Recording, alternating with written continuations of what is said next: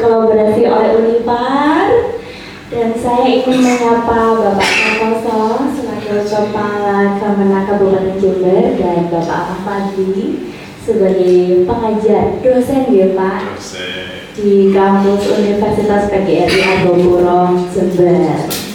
Mungkin bisa memperkenalkan diri karena tak kenal maka tak sayang loh Pak katanya.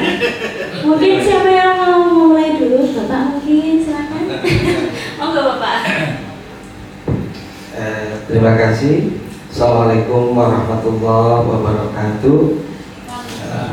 Alhamdulillah saya Dr. Santoso SAGMPD saat ini sebagai Kepala Kantor di Kementerian Agama Kabupaten Jember. Asli Jember. Terima kasih. Terima kasih Mbak Regina dan mohon izin Bapak Kepala Kemenak. Saya ingin menyapa pemirsa terlebih dahulu. Selamat sore dan Assalamualaikum warahmatullahi wabarakatuh. Saya Ahmad Fadli. Saya saat ini lagi membantu mengajar di kampus Universitas PGRI Argopuro dan juga membantu di beberapa kampus lain, ada negeri dan swasta. Ya seperti itu kebiasaan kami kalau terkait riset yang kebanyakan di kebijakan Bapak. Terima kasih Mbak Regina, itu sekedar perkenalan, nanti bisa lebih lanjut. Itu yang saya harapkan Pak, semoga lebih dalam, lebih saling mengenal ya Pak. Ini kemungkinan banyak dari teman-teman atau Bapak Ibu yang menonton podcast nanti bertanya-tanya, kenapa Unipar kok Kemenak? Apakah ini login atau apa? Tapi tidak teman-teman, tenang saja. Podcast kali ini di Kemenak sangat membahagiakan dan sangat menggugah pertanyaan mungkin bagi kalian semua. Nanti kalau misalnya followers Unipar, podcast kita, YouTube kita, Instagram ada pertanyaan silakan dan saya akan berusaha membacakan. Jadi sore hari ini kita akan membahas tentang bagaimana sih fungsi kita atau peran kita, kontribusi kita, partisipatif kita sebagai manusia dalam hal mengajak teman-teman kita yang berkebutuhan khusus, kaum rentan, kelompok rentan, khususnya teman-teman yang memiliki disabilitas untuk mendapatkan dan mengetahui kesempatan mereka sebagai masyarakat yang setara dengan kami yang normal secara fisik. Nah, salah satunya kalau dari pemerintah itu Kemenak, kepanjangan tangan dari pemerintah kan berusaha untuk memberikan kesempatan itu, melayani dan mengedukasi. Dan kebetulan juga di Unipar kita sudah tahu memiliki prodi pendidikan luar biasa ya Pak. Jadi memang mempersiapkan dan memberikan kesempatan kepada teman-teman yang ingin belajar lebih dalam tentang pendidikan luar biasa dan teman-teman yang disabilitas yang memiliki motivasi yang lebih untuk belajar lebih dalam gitu.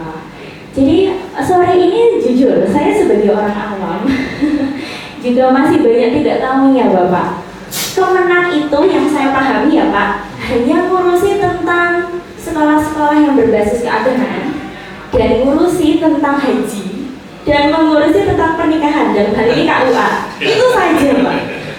Mohon koreksi saya ya Pak, karena sebelumnya di belakang kamera perbincangannya ternyata tidak cuma itu Mbak Re.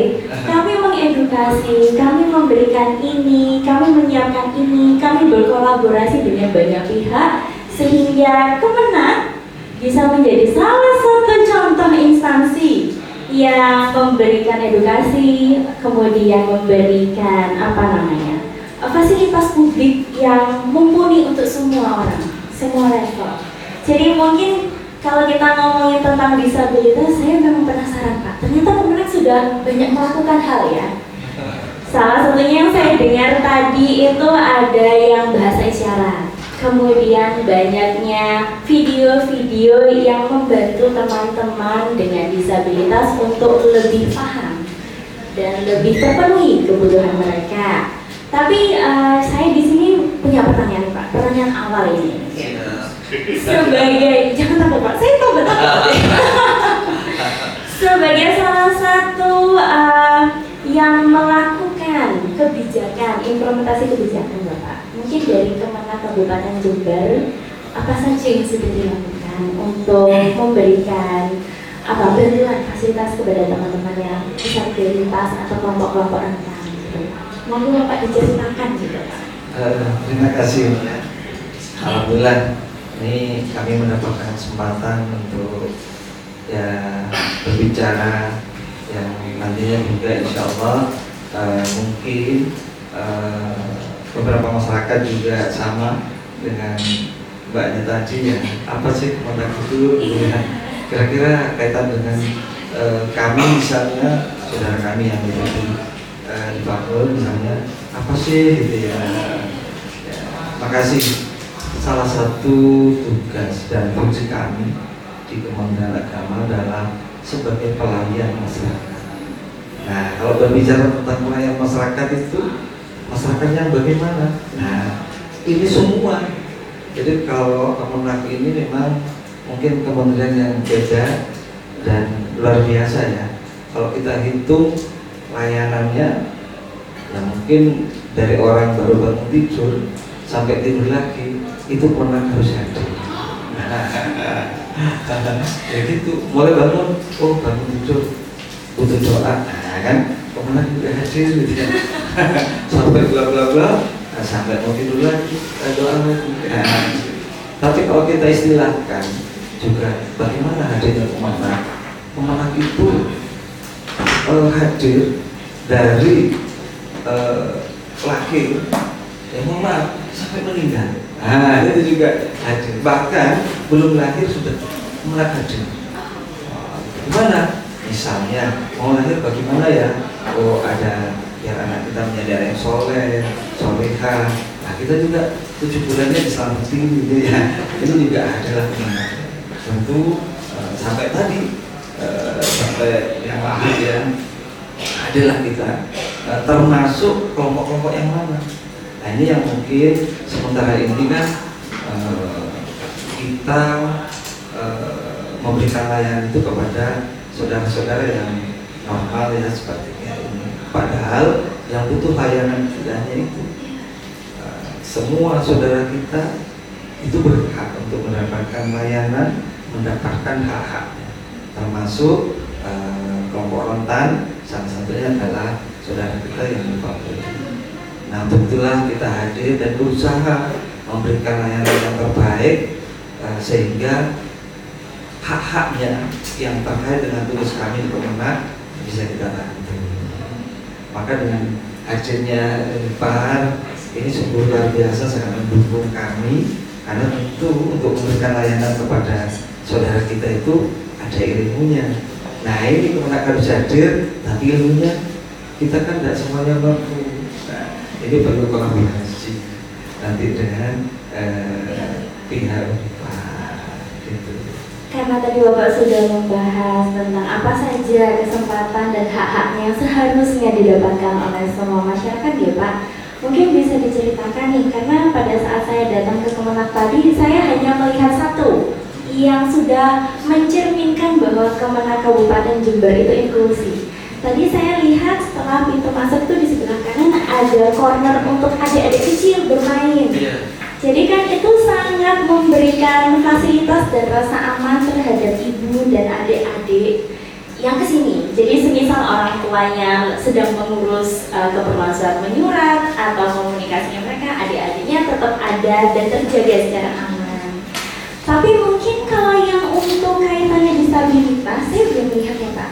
Atau mungkin saya yang tidak melihat. Jadi mungkin Bapak bisa cerita. Gak gitu Mbak Rea, ternyata di sebelah sini sudah ada. Atau mungkin karena Kemenag itu kan kepanjangan tangan pemerintah. Mungkin ada promosi-promosi, edukasi, kemudian apa istilahnya, standar-standar yang digaungkan. Semisal nih Pak, untuk masjid, musola, tempat-tempat ibadah harus ramah disabilitas seperti apa? Mungkin bisa ceritakan Bapak. Terima kasih. Tadi kita memang mungkin dilihat dari layanan kami di BTSP itu sebenarnya sudah mencerminkan layanan kita kepada semua golongan pihak ya, termasuk kenapa ruang bermain anak-anak kita juga beri. Biasanya anak-anak itu kalau ikut ibunya, bapaknya, kalau bapaknya lagi butuh konsultasi dan lain sebagainya, biasanya anak kita kan ganggu ya, rewel, karena memang setiap kepentingannya beda kan. Nah, si ibunya butuh surat ini, anaknya kan butuh bermain. Nah, maka kita juga menyediakan. Nah, sehingga ibunya, bapaknya konsultasi ataupun melakukan layanan-layanan yang diberikan oleh kami, anaknya bisa lah bebas itu di situ. Terus apakah itu? Terus bagaimana dengan yang kelompok rentan lain, misalnya difabel? Nah, kita sudah menyiapkan. Jadi dari saudara kita yang berkebutuhan khusus itu masuk, tempat parkirnya pun kita sudah siapkan. Dan itu beda, artinya memang kita buat yang memang langsung mendekat dengan layanan, dan juga mobil, sepeda, itu juga ada. Aksesnya lebih dimudahkan. Aksesnya lebih dimudahkan. Turun, nanti kita juga siapkan alurnya, jalannya juga, termasuk kursinya, dan layanannya pun ada layanan prioritas. Jadi khusus dari saudara kita yang tadi berkebutuhan khusus tadi, itu prioritas. Jadi antriannya tidak sama dengan yang lain, kita prioritaskan. Dan saya berharap masyarakat juga yang hadir di mungkin podcast ini nanti juga bisa menyadari, oh sekarang antriannya saya, kok langsung ada saudara kita yang berkebutuhan khusus, kok diprioritaskan. Nah ini mohon juga untuk saling dimaklumi. Berarti ada edukasi tentang harus memahami lebih Ya. dalam. Sangat bagus. Saya belajar banyak hal ya. Kemudian kalau yang tadi ceritanya Bapak itu kan baru infrastruktur fisik ya, yang kelihatan. Saya jadinya berpikir untuk pelayanan Kemenak itu apakah ada edukasinya, ada trainingnya, atau bahkan ada pekerja atau pegawainya Kemenak yang memang disabilitas. Jadi apakah ada kebutuhan khusus, kemampuan khusus gitu Pak untuk teman-teman? Ya. Untuk di layanan PTSP kita memang melatih ya, belajar, walaupun ini masih butuh terus karena tidak terbiasa ya, artinya ya butuh belajar. Maka salah satunya nanti kerjasama kita lah dengan Unpad. Nah kami mohon bantuan di situ. Kami siap membantu. Karena kami datang ke sini. Karena untuk melayani beliau-beliau itu, saudara-saudara kita, kan kita niatnya baik, tetapi kan dari saudara kita belum tentu layanan yang baik buat kita, justru baik menurut atau benar menurut mereka ya. Nah ini perlu memang harus terus belajar gitu. Jadi itu yang kami. Kalau ditanya pegawai kita ada enggak ya? Ada dan pegawai kita di sini juga di madrasah juga ada. Itu memang jalur belakang Kak Pak, jalur olah dalam, atau memang ada jalur khusus seperti CPNSK, kuota khusus, itu gimana ya Pak? Nah ini yang sebenarnya kesempatan ini yang ingin saya sampaikan kepada masyarakat, utamanya kepada adik-adik ya, yang utamanya juga ada di Unpad yang lagi belajar gitu. Ini mungkin dapat kita motivasi lah ya, bahwa adik-adik saudara-saudara kita yang berkebutuhan khusus itu sebenarnya ada jatah khusus, artinya ada prioritas. Jadi ada kalau tidak keliru itu 2% ya dari penerimaan CPNS itu ada hanya untuk yang difabel. Jadi seperti itu.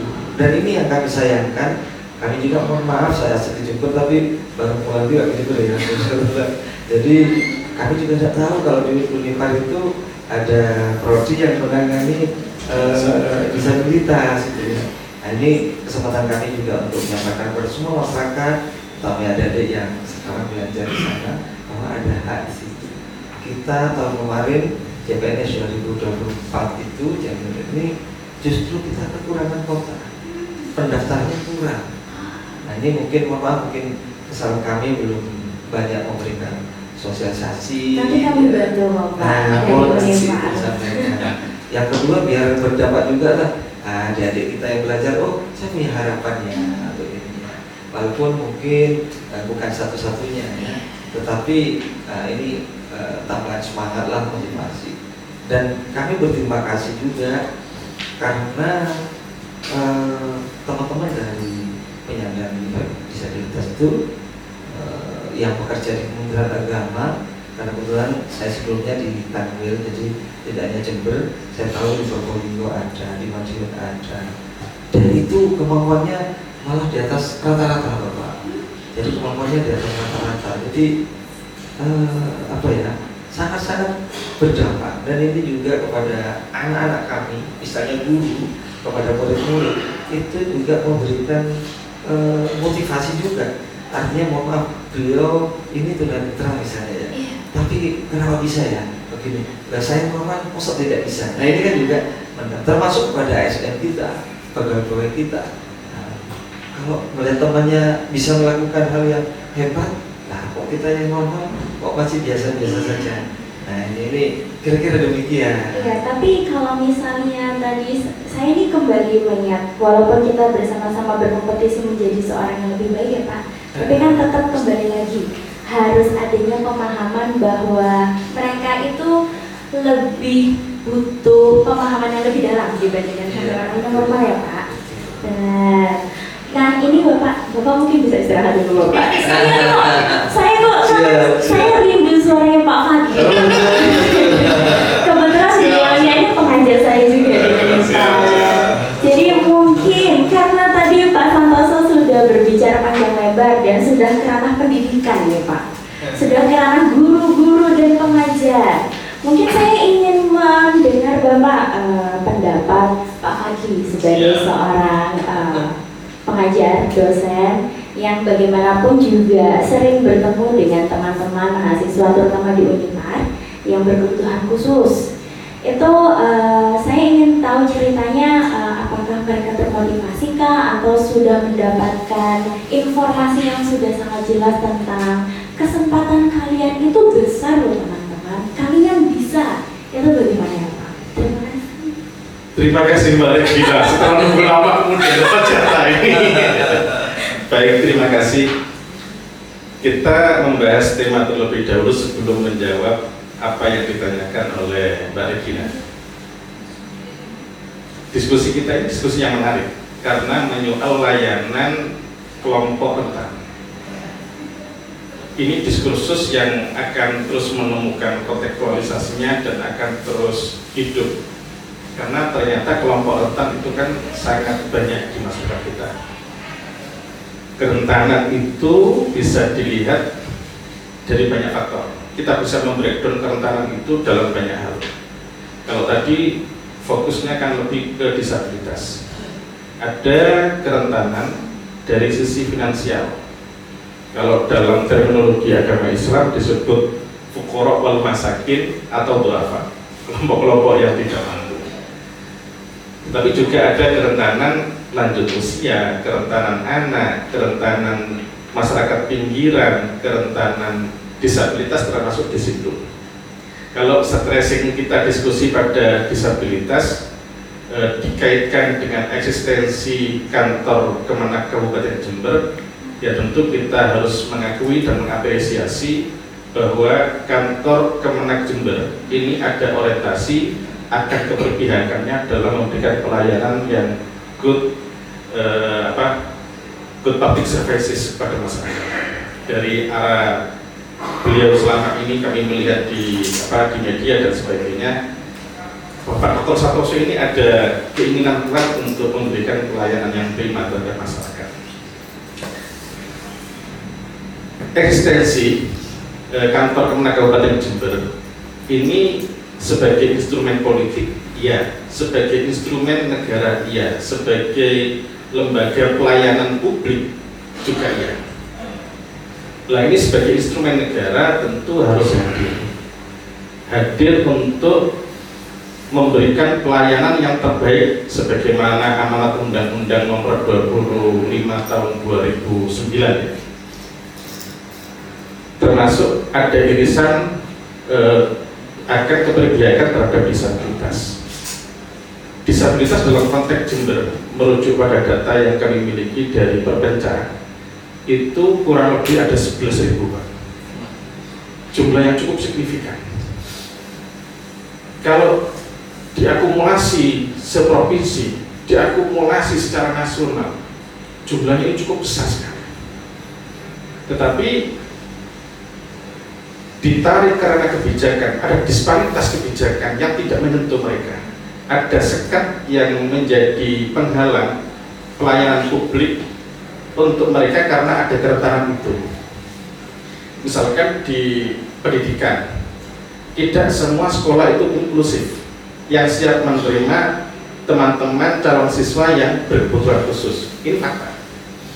Tidak semua sekolah, katakan sekolah yang di bawah Kemenak yang negeri, itu tidak semuanya bisa diakses karena faktor pembiayaan yang tidak ada pembeda. Ini benar-benar dari keluarga tidak mampu dan ini keluarga yang berkecukupan, meskipun di sekolah swasta ada yang jauh lebih mahal.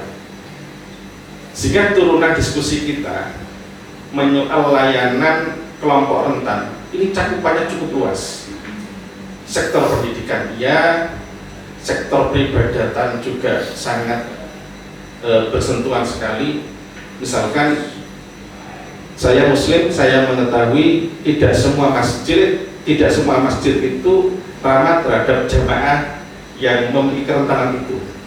Nanti kalau terkait gereja mungkin Pak Regina yang bisa bercerita gitu ya. Tidak semua masjid itu memiliki memiliki kepekaan, memiliki kepedulian terhadap kelompok rentan.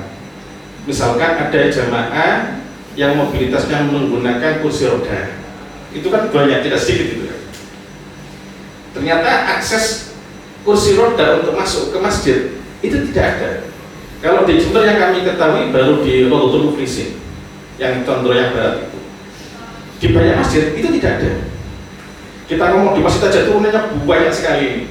Misalkan tempat wudhu yang ramah terhadap difabel yang secara postur tubuhnya tidak begitu tinggi, kerannya tinggi, begitu buka langsung badannya basah semua.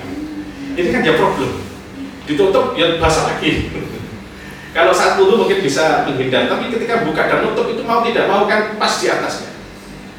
Nah ini kan juga harus ada stressing kebijakan yang mengarah ke sana. Belum lagi ada kalangan lansia yang tidak bisa duduk saat mengikuti sholat, baik itu sholat 5 waktu atau sholat Jumat khususnya. Mereka tidak bisa tawarruk, tidak bisa iftirat, tidak bisa duduk bersila. Ini kan butuh kursi. Ternyata mereka jalan saja sempoyongan masih harus bawa kursi sendiri dari rumah. Ini kan juga perlu ada kajian tersendiri. Atau kelompok yang tuli, yang sopan katanya tuli, bukan tuli. Teman-teman tuli itu di Jember kan juga cukup banyak.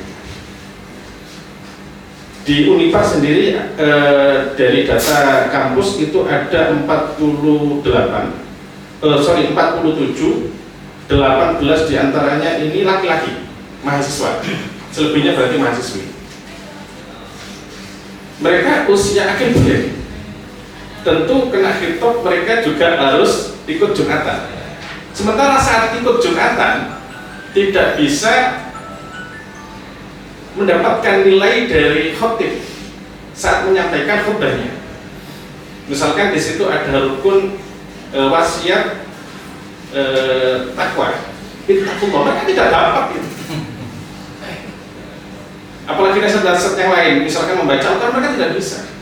Mereka punya kosakata yang berbeda dengan keumuman orang yang normal yang bisa bicara.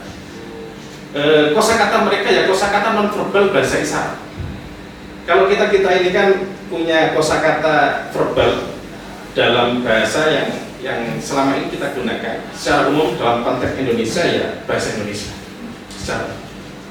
Tapi mereka tidak punya itu. Sementara di Unipar saja ada 18. Ketika Jumatan tidak terfasilitasi itu.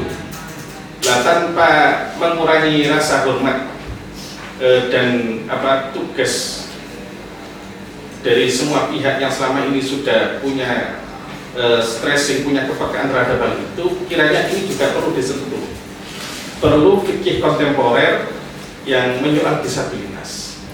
Misalkan ada space khusus di masjid yang peruntukannya itu nanti untuk yang tunarungu tanpa mengganggu proses Jumatan yang ada, mulai dari khutbah mula, khutbah tani sampai sholat Jumat. Ini mereka di tempat yang khusus difasilitasi adanya JBI, juru bahasa isyarat, yang ikut menerjemahkan apa yang disampaikan oleh khotib, misalkan seperti itu.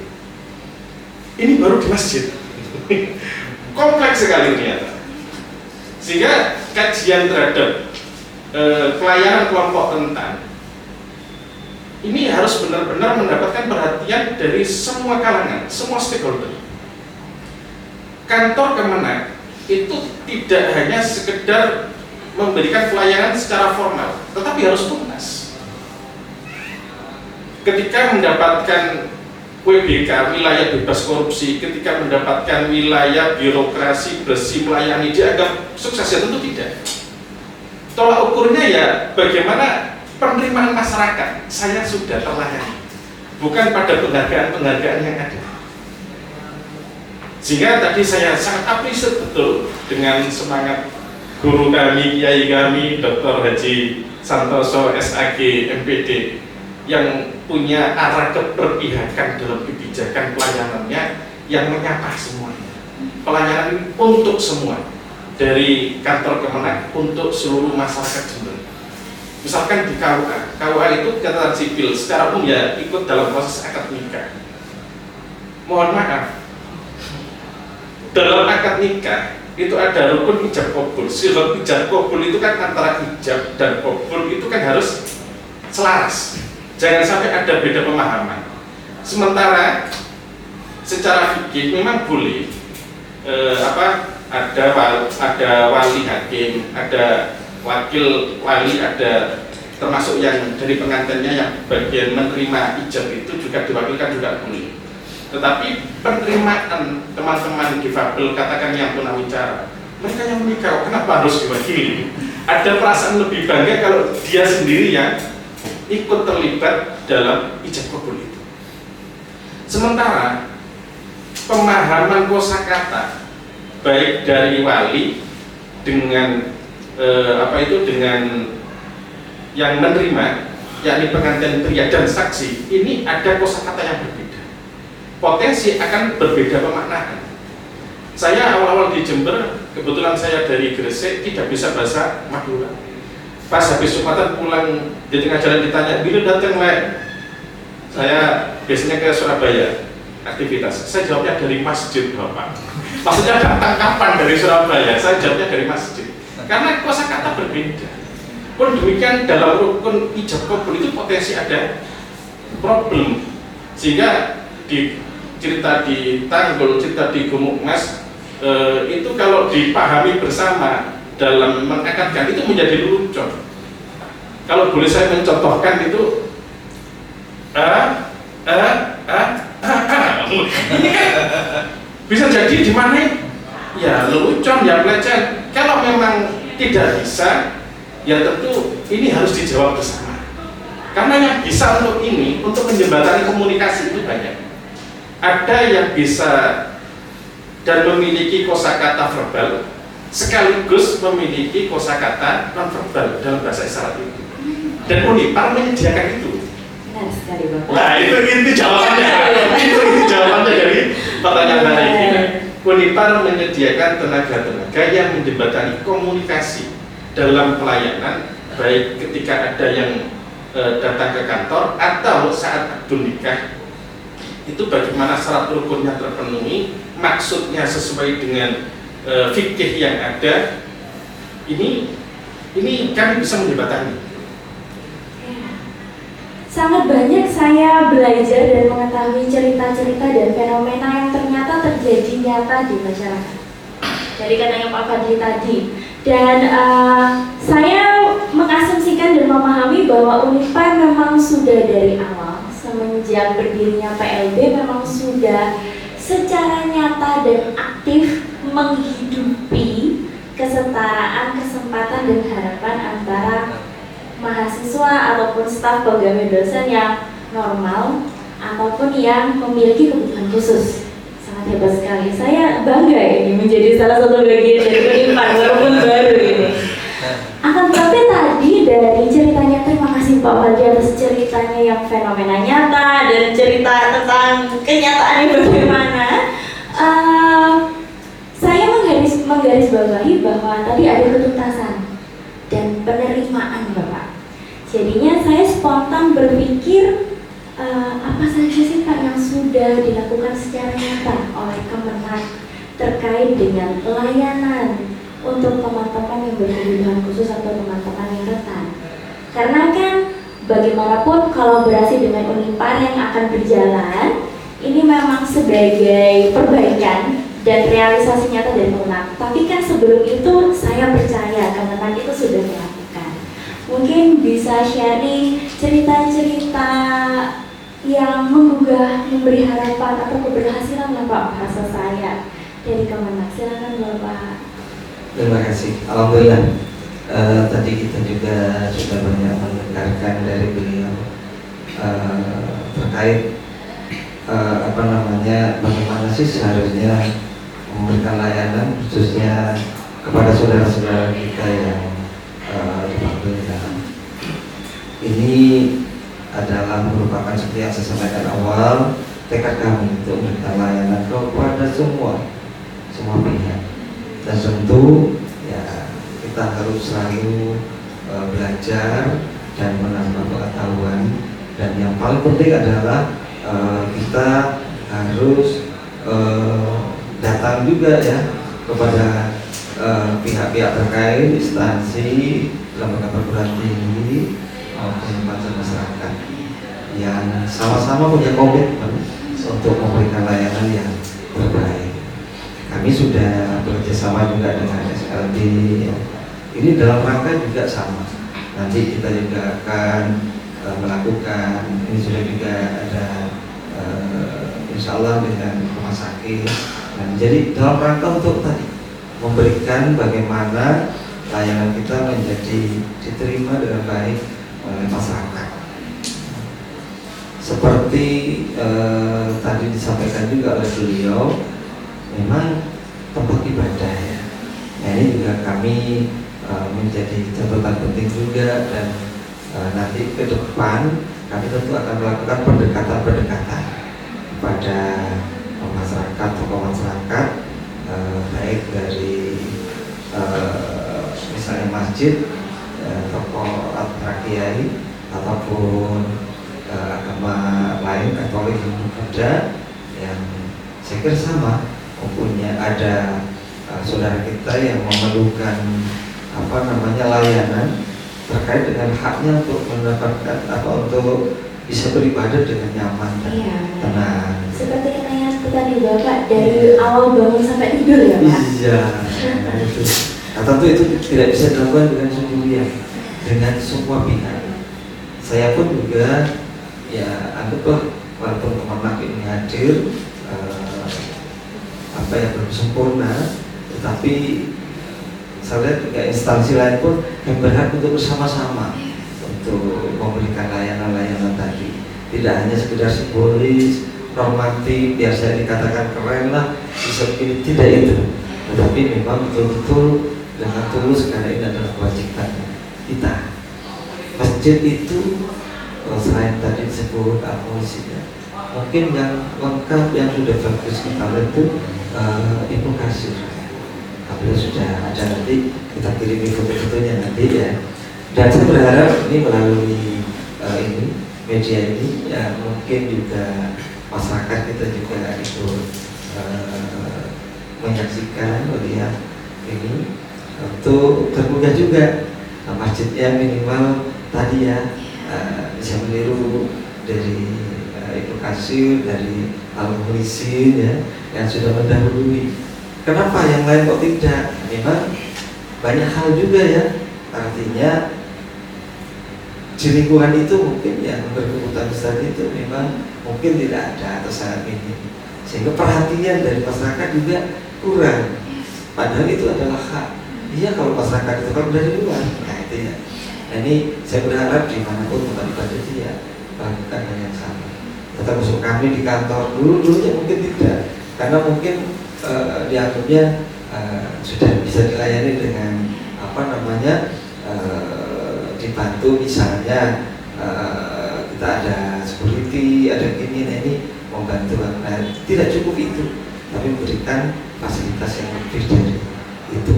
Jadi makanya terima kasih kami Unipar juga berkenan dan bersedia untuk bersama-sama tentu satu visi, yaitu memberikan layanan yang terbaik. Betul, tadi ada hal yang memang menjadi pertanyaan dan PR saya juga ini. PR bersama PR bersama. Tapi beban juga ya. Menikahkan itu kan menunjukkan berkaitan dengan sah dan tidaknya nikah itu sendiri ya. Kalau tadi dari syarat tadi ya, dengan yang dicontohkan oleh beliau, bisa jadi pemahaman yang mereka yang itu, oh dia mungkin mau apa ya, kan maknanya bisa macam-macam gitu ya, bisa macam-macam.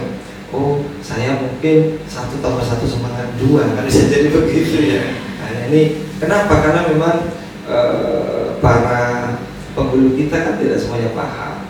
Penghulu kita cukup banyak, ada 31 kabupaten kecamatan ya. Dan penghulu kita sekitar hampir 100 sebenarnya, 90 sekian.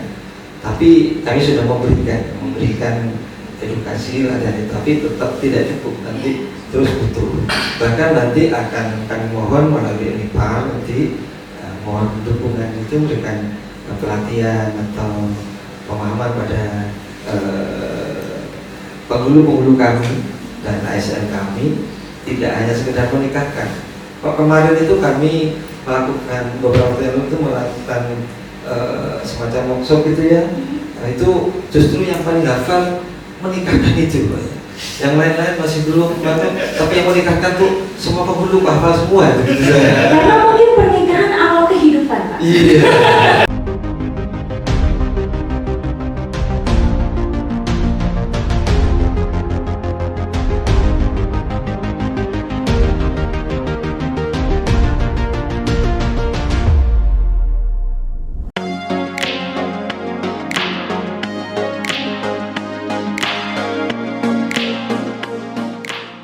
Terima kasih Bapak Santoso, tadi sudah banyak menjelaskan dan sharing cerita keberhasilan atau apa saja kerja-kerja yang sudah dilakukan dari Kemenag. Kemudian saya jadi penasaran ini Pak, dari sesi pendidikan sebagai seorang pengajar, ini bebannya berat sekali berarti ya Pak? Mengubah pemikiran, kemudian membiasakan kebiasaan yang baik kepada teman-teman murid-murid, teman-teman mahasiswa. Jadinya saya bertanya nih Pak, seharusnya kita bagaimana nih Pak sebagai pengajar, kaitannya dengan kebutuhan inklusi, kemudian pemahaman yang mendalam seperti kata Pak Santoso tadi, itu bagaimana ya Pak? Terima kasih kembali Mbak Regina. Dunia pendidikan itu punya mega proyek yang tidak berkesudahan. Sebagai pendidik itu tugasnya bukan mentransformasikan keilmuan saja. Kalau tugas pendidik itu mentransformasikan keilmuan, maka potensi guru tidak dibutuhkan saat ini. Maka ada tugas bawaan yang itu menjadi mega proyek yang tidak pernah selesai, yakni transformasi nilai, transformasi sikap. Ini yang berat. Dikaitkan dengan disabilitas, itu ada kelompok disabilitas, sebut saja teman-teman tuli yang potensi juga tunawicara. Itu dalam menerima nilai, menerima doktrin, menerima pengajaran berbasis pitutur, itu sulit. Kecuali kalau memang gurunya itu juga bisa komunikasi melalui kosakata nonverbal sebagaimana mereka bisa. Sehingga sebagus apapun kita memberikan nasihat itu tidak sampai. Ini yang kemudian perlu kita tatap dengan catatan yang perlu kita bold.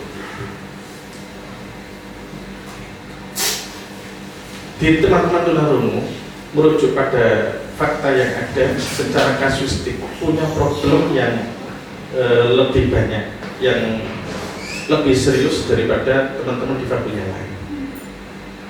Karena perspektif nilai kebenaran itu apa yang dilihat. Jadi saya bincang-bincang santai dengan Bapak Dr. Santoso sebelum mulai tadi, ketika teman-teman tunarungu itu melihat pacaran itu ya bergandengan tangan, ya itu kebenaran. Ketika melihat pacaran itu masuk ke hotel, ya jadi. Maka di sini perlu adanya nilai masuk dalam konteks pendidikan, ya semua hal. Normativitas itu bagaimana masuk, norma agama, norma hukum, norma kesusilaan dan seterusnya itu masuk kepada mereka. Dan ini menjadi tugas yang amat berat.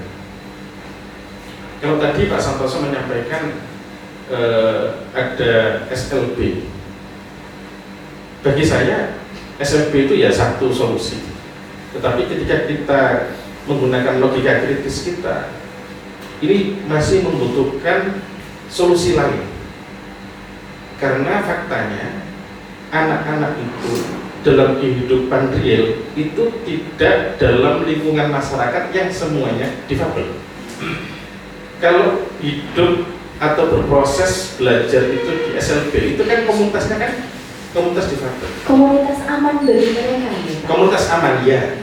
Tetapi dalam menghadapi kehidupan ini potensi kan ya mohon maaf secara sosiologis ya ada kompetisi, ada persaingan ekonomi misalkan.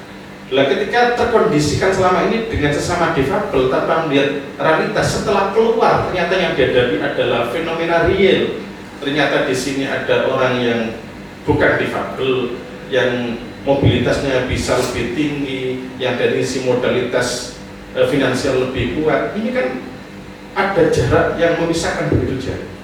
Mereka kaget jadinya. Betul, sehingga sekolah-sekolah yang dibawa Kemenang itu bagaimana menjadi sekolah inklusi, didorong ke sana.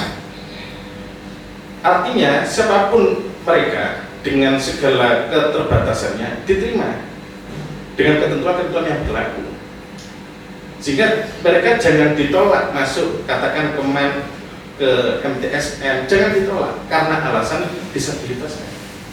Karena kehidupan real mereka setelah lulus itu ya fenomena sosial yang real sebagaimana kita hadapi.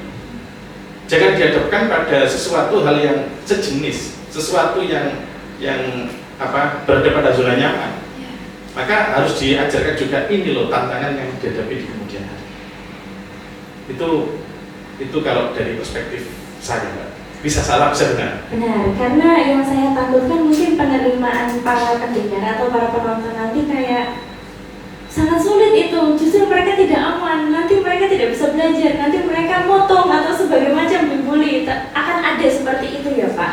Ya, penambahan dari saya, kalau kita berbicara terkait keberpihakan kita terhadap kelompok rentan, katakan terhadap kelompok disabilitas, maka tentunya teman-temannya ikut merasakan, itu lebih menjiwai, itu dilibatkan. Kalau saya ya sulit untuk apa ya, saya hadir penuh dalam penjiwaan sebagaimana mereka itu jelas sulit. Sehingga ada sekian banyak program yang dilakukan oleh satuan kerja yang ada, itu bagaikan asap jauh dari, bagaikan panggang jauh dari asap. Apa ya? Ya bagaikan ya jauh dari harapan semestinya. Misalkan di kabupaten lain ada Kemenak itu memberikan bantuan Al-Quran Braille, dikasihkan kepada keluarga yang di situ anaknya tunanetra, sementara orang tuanya tidak bisa membaca. Bisa membaca Al-Quran ya pada umumnya bukan Al-Quran Braille. Ya disfungsi. Nah ini kan perlu dijembatani. Karena pasti ada itu di masyarakat, di setiap kabupaten itu pasti ada. Nah ini bagaimana menjembataninya? Saya pernah punya ponakan sekarang sudah meninggal, ponakan dari saudara sepupu, itu dikasih bantuan Al-Quran. Al-Qurannya Al-Quran Braille. Orang tuanya nggak bisa membaca Al-Quran Braille, ya bingung lagi. Ini bukan kebijakan solutif, maka tetap harus pelayanan ini tuntas, pelayanan ini benar-benar hadir kepada masyarakat yang memang membutuhkan itu. Bukan sekedar pemanis bibir, bukan sekedar polesan untuk mendapatkan penghargaan. Karena ini ialah dan ibadah kita. Ini sesuatu hal yang memang dibutuhkan oleh masyarakat kita. Itu bagian kalau menurut saya. Kalau saya melihat kembali, ini kembali lagi memiliki kaitan dengan fungsi pendidikan tinggi, tridharma pendidikan tinggi ya Pak. Betul. Jadi memang harus ada komunikasi, kemudian keterlibatan dan kolaborasi, sehingga dengan terlibat, dengan berkomunikasi, dengan tahu cerita kita bisa lebih memahami dan lebih secara nyata hadir di sana. Gitu ya Pak. Siap. Jadi saya di depan tadi janji ya Pak, membacakan pertanyaan dari teman-teman followers, teman-teman penonton yang sudah subscribe. Jangan lupa subscribe teman-teman. Jangan lupa di follow sosial medianya kita. Mungkin kalau misalnya Kemenak juga ada sosial media, izinkan saya untuk mempromosikannya juga. Jadi kalau dari kami, ini ada 3 yang terpilih Bapak. Mau saya bacakan semuanya atau satu-satu? Satu-satu dulu ya Pak. Yang pertama dari teman kita, akunnya bernama Luluk Suci _ Kemudian pertanyaannya seperti ini Bapak. Sebagai perguruan tinggi, berarti ini pertanyaannya diajukan kepada Pak Fadli. Sebagai perguruan tinggi, bagaimana peran universitas dalam mendukung program Kemenak agar lebih inklusif? Semisal, bagaimana risetnya, apa pengabdiannya, kemudian kerjasama lapangannya bagaimana? Mungkin bisa dijawab langsung Pak. Baik, terima kasih Mbak Regina. Kami dari kampus Universitas PGRI kebetulan sudah melakukan penandatanganan MOU. Betul ya Bapak Kepala Kemenak?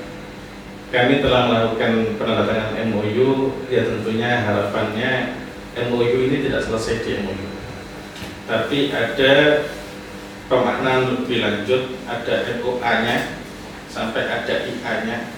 Bagaimana benar-benar kita ikut hadir, karena ini tanggung jawab kita bersama. Kalau di instansi pemerintah yang lain, misalkan ketika kita membuka media sosialnya Polres saat ada press release, di situ kan biasanya ada mahasiswa Unipar yang ikut menerjemahkan dalam bahasa JPI, juru bahasa isyarat itu. Kalau di Kemenak ini jauh lebih kompleks, bedanya press release. Misalkan baca Al-Quran Braille, misalkan tadi itu ketika ada masyarakat yang butuh layanan dari difabel, bagaimana ada yang menyambut dan ada yang membantu komunikasi maksud tujuan minta pelayanan apa dan bagaimana, ini juga butuh. Bahkan sampai hal-hal yang serius secara fikih ya, saat akad nikah bagi wali yang tunawicara, yang tunawicara atau pengantin yang menerima ijab itu yang tunawicara, ini bagaimana? Ini kami siap untuk diskusi, tetapi bukan pada bahasan fikihnya, karena itu biar ranah MUI, ranah para ulama. Kami hadir menjembatani bahasa nonverbalnya itu, sehingga di situ butuh mualah bagaimana antara ijab dan qabul ini berlangsung tanpa ada jeda, bagaimana di sini maksud ijab dan qabul ini termaknai secara benar. Maksudnya minta emas tapi dipahami minta batu akik, itu kan ya bingung gitu. Ini kan tidak sah juga gitu kan. Ijabnya minta mahar emas, ternyata dimaknai akik. Ini kan batu yang atau jenis batu ini kan jadi problem. Lah kalau dari sisi itunya, insya Allah kami siap dan mudah-mudahan berkelanjutan. Pak Dr. Super sekali Bapak jawabannya. Terima kasih Pak Fadli. Selanjutnya saya menemukan pertanyaan yang ditujukan untuk Bapak Santoso. Ini dari teman kita dengan akun Mawan_Depriatno. Pertanyaannya seperti ini Pak Santoso. Selama ini banyak program Kemenak fokus pada pendidikan dan layanan keagamaan. Bagaimana Kemenak memastikan bahwa layanan itu juga benar-benar ramah bagi kaum difabel dan masyarakat miskin yang sering kali terpinggirkan? Terima kasih. Yang pertama mungkin saya ingin menyampaikan tadi apa yang disampaikan oleh beliau terkait dengan madrasah ya.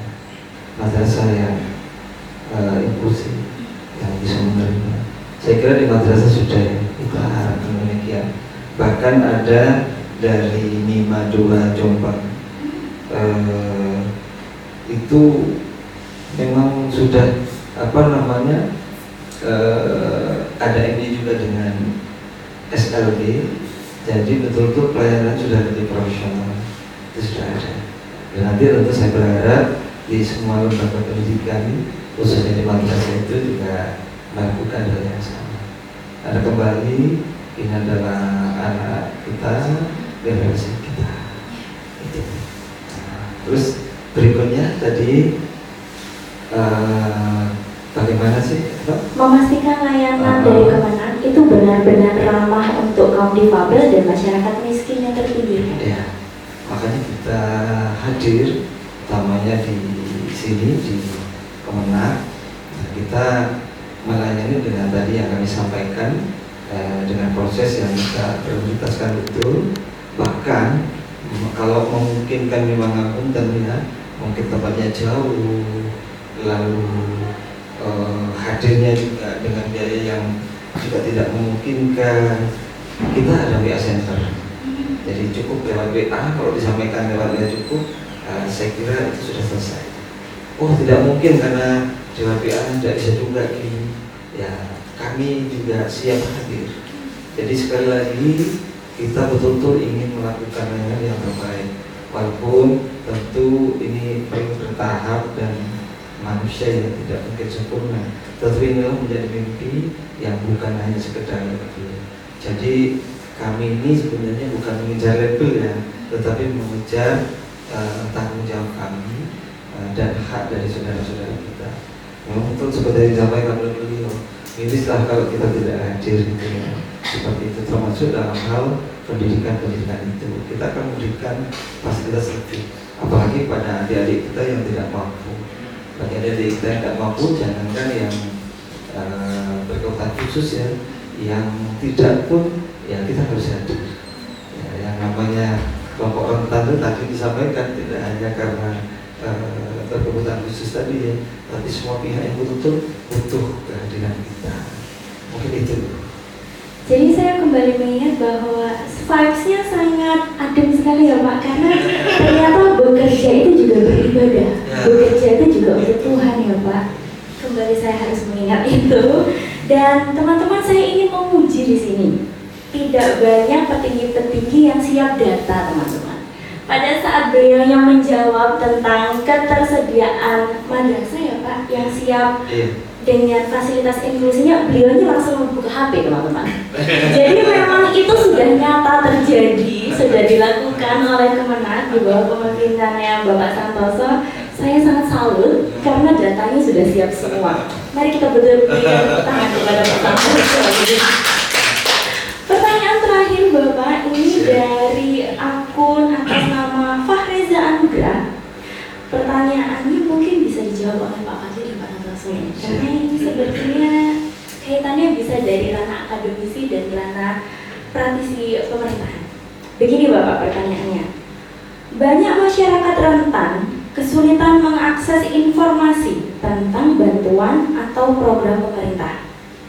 Apakah ada rencana kolaborasi Kemenak dan kampus untuk membangun pusat informasi dan pendampingan khusus bagi kaum difabel dan masyarakat kurang mampu di Jember? Monggo siapa ya Kak? Mau lebih dahulu memberikan harapan-harapan kepada teman-teman. Ini sangat berat nih. Ini ranahnya kebijakan ya. Sekali lagi kita ini pelaksana kebijakannya, jadi bukan perancang kebijakannya. Kita ini ada di pelaksana kebijakan dan pelayan publik seperti itu ya. Dan tentu sebagai pemersatu bangsa. Itu yang pokok menurut saya. Jadi kalau terkait dengan kebijakan tadi, tentu itu menjadi masukan yang perlu juga kami sampaikan ya. Dan saya sangat berharap itu terwujud. Terwujud. Tetapi paling tidak, manakala kita ada via center ya, nanti mungkin disampaikan, nanti saya takut salah. Makanya kalau saya buka ini daripada salah kita. Jadi ada via center kita yang bisa diakses oleh masyarakat secara umum, sehingga nanti yang butuh layanan lewat WA itu pun bisa. Jadi tidak harus saudara kita yang difabel ya, tetapi siapapun. Jadi pamannya kita langsung lewat WA bisa, kecuali yang memang tidak mungkin, seperti misalnya di kansil ya. Ini kan betul hadir karena tanda tangan basah gitu ya. Jadi seperti itu. Kita sudah, kalau WA center itu 24 jam kita layani.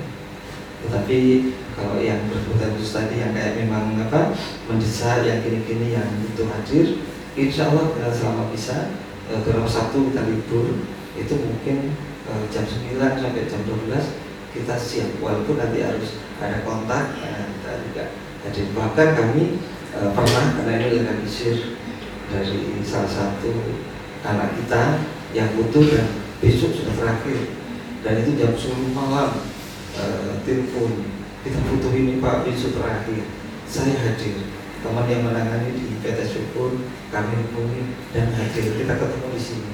Jadi ini dalam rangka tadi kita hadir betul-betul tidak untuk dipuji ya, tetapi betul-betul ini adalah kewajiban kami. Jadi seperti itu kira-kira. Terima kasih Pak Santoso. Terus silakan Bapak Fadli, silakan Bapak Fadli.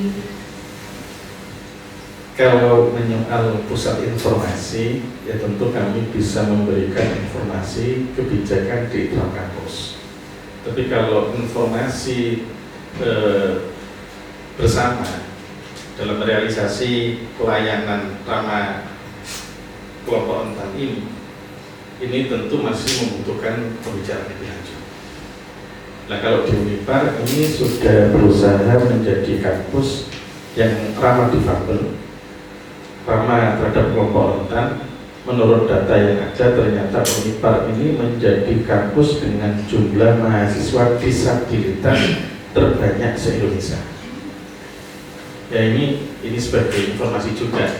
Adapun informasi lebih lanjut bisa diikuti di media sosial, apakah itu YouTube, apakah itu IG, TikTok, dan sebagainya. Atau datang ke kampus, kebetulan saya juga menjadi Kabiro Humas Perencanaan dan Kerjasama, bisa untuk memberikan informasi terkait pelayanan pendidikan tinggi di Unipar. Itu Mbak Dina. Baik, terima kasih. Jadi sudah 3 pertanyaan terpilih yang saya sudah sampaikan, dan saya berusaha menyimpulkan perbincangan yang sangat menggugah hati dan memotivasi saya ke depannya. Mungkin saya ingin menggarisbawahi bahwa tetap harus ada komunikasi ya Pak. Tetap harus komunikasi, karena komunikasi itu, dengan berkomunikasi kita menjadi lebih saling paham, saling tahu.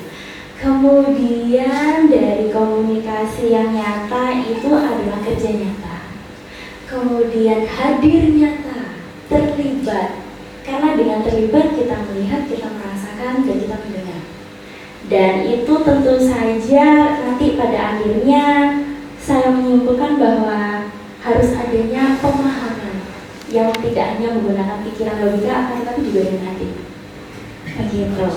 Untuk menutup perbincangan yang sangat indah ini, kalau kata saya, apakah ada harapan-harapan Bapak ke depannya? Bisa tentang apa saja, mungkin khususnya untuk ranah inklusi atau untuk teman-teman, karena kan bagaimanapun kerja nyata ini tetap harus ada kolaborasi ya Pak, harus ada kerjasama dari semua pihak. Monggo, mungkin Bapak Santoso dulu bisa dikenali. Terima kasih. Tentu saya berterima kasih kepada Unipar yang telah berkenan untuk bekerja sama dengan Kementerian Agama dan kita saling berkolaborasi. Tentu sekali lagi ini untuk masyarakat juga. Harapan kami nanti ya dukungan bantuannya juga, karena kami tidak ahli ya di bidang apa tadi, layanan yang difabel misalnya, tunarungu, tunawicara misalnya. Nah, nanti saya berharap pada perguruan tinggi di Perkebunan, nanti jika ada mahasiswa ya yang berkenan bisa hadir langsung di Kemenak. Bahkan kalau bisa saya berharap juga ada di KUA, sehingga tadi tidak salah paham ya, maunya minta emas keliru ke gula. Jadi ini tidak terjadi gitu ya. Jadi berharap itu yang pertama. Yang kedua, ini mungkin karena mohon maaf sepertinya di kelompok rentan itu, namanya di kelompok rentan ya. Nah, perkawinan itu bagaimana supaya menjadi langgeng, kalau istilah kita di dunia akhirat gitu ya, di dunia akhirat. Jadi perlu adanya bimbingan perkawinan atau bahkan dari terus ya, bimbingan remaja usia nikah. Nah, bimbingan itu tentu juga harus hadir kita juga. Jadi kalau kami menyampaikan misalnya di sekolah-sekolah atau di madrasah terus, apabila ada yang memang ada saudara kita yang butuh kebutuhan khusus tadi, nah mungkin kita bisa hadir bersama. Dari kami ada penyuluh, ada IPA, tidak bisa menerjemahkan. Bahkan sebaliknya kami siap hadir mungkin kepada adik-adik yang ada di IPA yang sudah karena beliau kan sudah dewasa. Nah, ini butuh bimbingan dari penyuluhan berupa brus ya. Nah, ini nanti kami hadir untuk memberikan brus itu, tetapi nanti yang menerjemahkan langsung dari beliau begitu. Jadi ini yang mungkin sederhana tapi bisa dilakukan, dan tentu mungkin masih banyak yang harus kami lakukan bersama-sama. Dan terima kasih seperti kata Bapak tadi. Terima kasih, ini sungguh luar biasa. Ini sudah nambah menenangkan kami, karena walaupun sederhana, menikahkan itu kan sederhana ya, tetapi kami bingung juga ini ya, gimana caranya. Mungkin nanti ke depannya tepuk sakinah itu bisa diisyaratkan ya. Kan lagi viral itu tepuk sakinah. Di kita ya, itu nanti mungkin harus ada penerjemahnya juga ya. Nanti ini lagi ada nih ya. Nanti kita berikan nanti ke Unifam nanti yang diterjemahkan itu versi isyaratnya. Terima kasih, saya kira itu. Terima kasih Bapak Santoso. Kemudian Bapak Fadli mungkin bisa disampaikan harapannya. Kami punya harapan besar kolaborasi ini berkelanjutan dan membawa dampak yang signifikan untuk masyarakat kita, karena masih banyak mega proyek yang harus kita selesaikan bersama, termasuk dalam menyoal ini karena Kemenak ya, menyoal fikih disabilitas itu kebutuhan fikih kontemporer yang menyoal disabilitas. Teman-teman butuh harus membasuh tangan, tetapi sementara tangannya nggak ada. Ini bagaimana? Termasuk dia akad nikah tadi itu, dan seterusnya dan seterusnya. Kami apresiasi dan ikut mendukung program yang telah dijalankan oleh kantor Kemenak Kabupaten Jember. Kami berharap ini menjadi best practice policy yang nantinya bisa menginspirasi menjadi benchmarking untuk kantor Kemenak yang lain dari Jember untuk dunia. Terima kasih, kami cukupkan. Wassalamualaikum warahmatullahi wabarakatuh. Waalaikumsalam warahmatullahi wabarakatuh. Demikian teman-teman, perbincangan sore yang sangat menggugah dan memotivasi, tidak hanya saya, semoga teman-teman juga. Dan terima kasih Bapak Santoso untuk waktunya. Terima kasih Bapak Fadli untuk perbincangan yang sangat hangat dan sangat indah, kalau saya bisa mengulang kembali. Demikian obrolan santai penuh edukasi dan kolaborasi sore hari ini. Kita